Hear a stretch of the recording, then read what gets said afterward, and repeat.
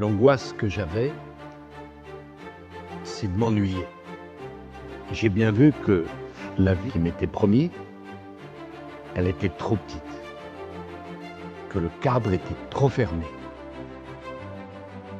Et donc, j'avais pas le rêve d'être président de la République tout de suite, mais j'avais, pas le rêve, la volonté de monter le plus haut possible. Et je peux vous donner ma parole d'honneur qu'il n'y en a pas un qui était capable de me dire non. Toute ma vie, on m'a dit, tu vas trop vite, reste tranquille, c'est pas pour toi. Et tous ceux qui m'ont dit, c'est trop tôt, c'est les mêmes que ceux qui m'ont dit, c'est trop tard. Ne jamais écouter les conseils de ceux qui vous disent, c'est trop grand. La vie se chargera de limer vos ambitions. Vous ne les limez pas vous-même. À fond. On part à fond et on accélère. C'est pas sûr que ça marche. Mais si vous faites ça, c'est certain que ça marche. Et les conseils, je vais vous dire les conseils, souvent les pires, c'est les conseils de ceux qui vous aiment. Parce que ceux qui vous aiment veulent vous protéger. Et pour vous protéger, ils appuient toujours sur le pédale du frein. Moi, j'adorais ma mère, qui n'était plus là, qui était vraiment merveilleuse, qui travaillait beaucoup, qui était seule. Elle pensait toujours que ça allait trop vite.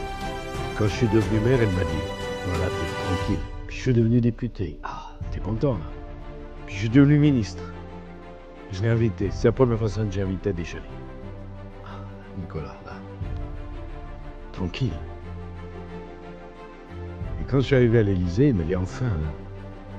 J'ai dit, maman, il y a l'Europe. Il y a le monde. Et c'est les gens qui vous aiment, qui, avec tout leur cœur, souvent, vous donnent pas un bon conseil. Vous avez la force en vous.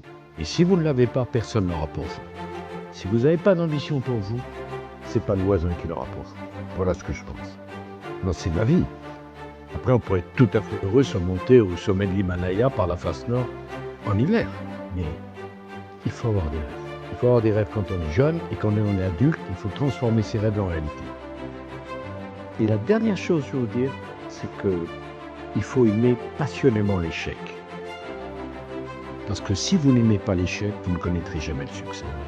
Les grands échecs préparent les grands succès. Sans échec, c'est qu'il n'y a pas d'ambition, il n'y a pas de prise de risque, il n'y a pas de décision. J'ai beaucoup échoué dans ma vie. Je me souviens de tous mes échecs.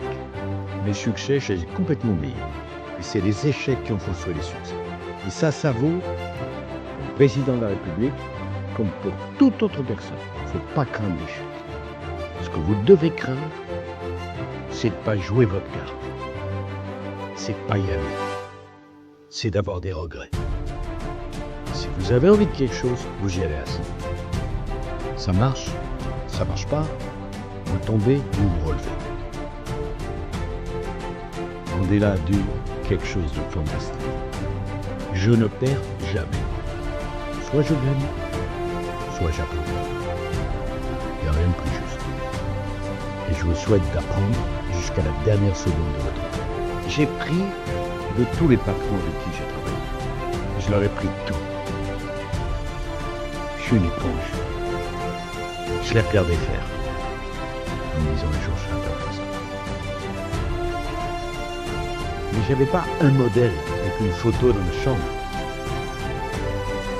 Je travaillais avec Chirac, je travaillais avec Juppé, je travaillais avec Séguin, je travaillais avec Giscard, je travaillais avec Mitterrand, je travaillais avec Balladur. De tous, j'ai pris. Et de tous, je me suis dit, je vais être mieux que toi. C'est pas de l'arrogance, mais il faut de la confiance. Faut pas regarder comme le cobra charmé par le charmeur de serpent. Faut apprendre. Et ça m'a beaucoup aidé. De tout, j'ai appris, y compris de ce que j'aime pas chez eux. J'ai appris de Chirac l'énergie. J'ai appris de Balladur les dossiers. J'ai appris de Giscard la précision. J'ai appris de Mitterrand la royauté.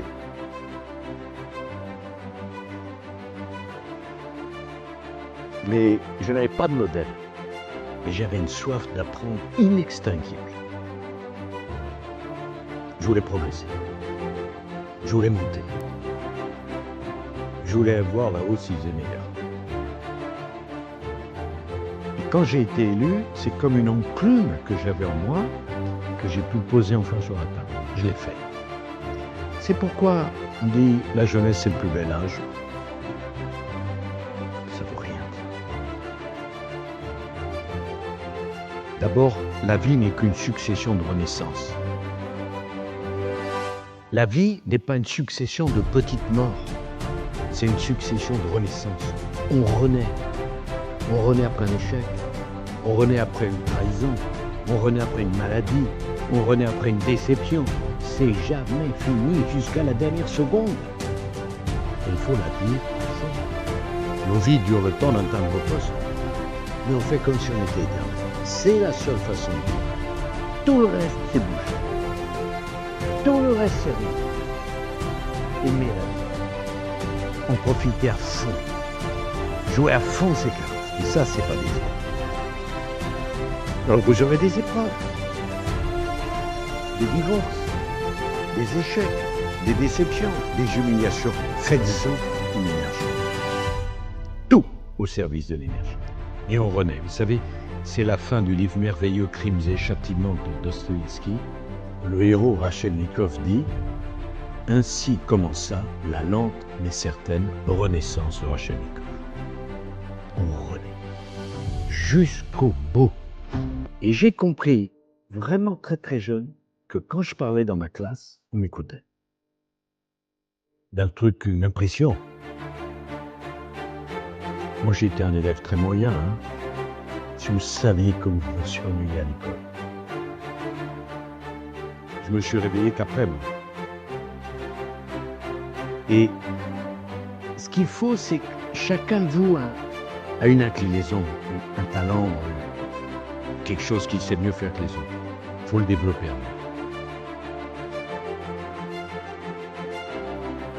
Moi, vous pouvez me mettre à l'entraînement 8 heures par jour pour faire champion olympique d'athlétisme, laissez tomber.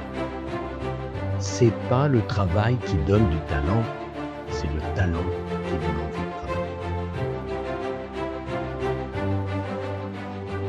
Quand vous avez 4 ans, et dans la cour de l'école, vous mettez vos copains 10 mètres derrière, vous pouvez devenir Usain Bolt. Quand vous avez les premiers, vous savez, qui apprennent la guitare, l'oreille parfaite, vous allez travailler comme un malade la guitare parce que vous avez vu. Et donc, il faut bien réfléchir à ce que vous aimez, ce que vous savez mieux faire que les autres, et valoriser ça à fond. À 14 ans, j'étais dans la rue, je parlais tout seul, les gens me prenaient pour un fou, je faisais un discours devant 2 millions de spectateurs, des mauvais jours. Les bons jours, il y en avait plus. Et donc après, j'ai appris à parler. J'ai eu la chance de faire toutes les salles de France et même d'Europe, de parler devant 100 000 personnes. Et longtemps, j'ai mis très longtemps à prendre le risque du silence. Quand vous avez 100 000 personnes devant vous, tout d'un coup, pouf, vous arrivez. Parce que je voulais être dans la salle, il n'y ait pas un éternuement. J'ai compris que c'était plus difficile de gagner l'attention que de susciter l'applaudissement. Ça, c'est le travail. Moi, je sculpte la salle et l'audience. Je l'amène à l'intérieur. Ça, c'est du travail. Mais à l'origine, pourquoi j'en sais rien, j'avais cette énergie et j'avais cette appétence de parler. Et longtemps, j'ai défoncé les portes, même quand elles étaient ouvertes. Enfin, on me dit, pourquoi t'as cassé la porte? Un réflexe. Moi, si j'étais pas invité, j'amenais les couverts, la nappe, la boisson, la nourriture. S'il fallait que je serve, je pouvais rentrer. Donc, mettez pas votre orgueil à mauvais endroit. L'orgueil, il n'est pas dans le moyen. Il est dans la fin. Les filles aiment. Ça qu'il faut faire. Après, d'où ça vient tout ça? Pourquoi on l'a? Pourquoi on l'a? Tout le monde a des atouts. Pour l'un, c'est la tête, pour l'autre, c'est le physique, pour le troisième, c'est la parole, pour le quatrième, c'est la sensibilité. Tout le monde a un atout. Allez chercher et développer. Vous êtes votre propre diamant. Allez chercher ça et façonner. Voilà ce que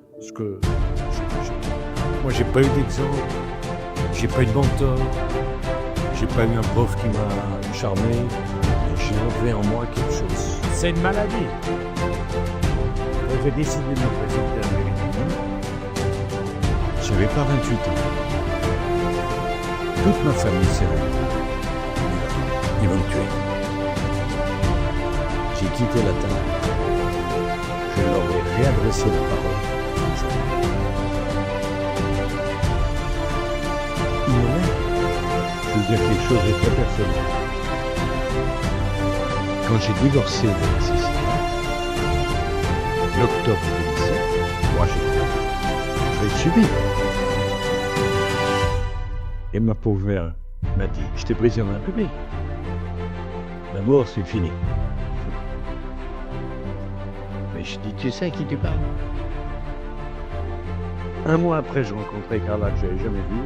2 mois et demi après, on était mariés. Je suis un type qui prend les décisions. Rien n'était perdu. Rien. Eh bien, moi, je vous dis une chose. Tous, vous allez avoir des déceptions personnelles et amoureuses.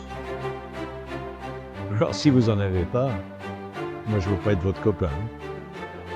Mais vous apprenez de ça. Vous vous relevez de ça. Et vous construisez autre chose, mieux, plus fort, plus grand, plus intense.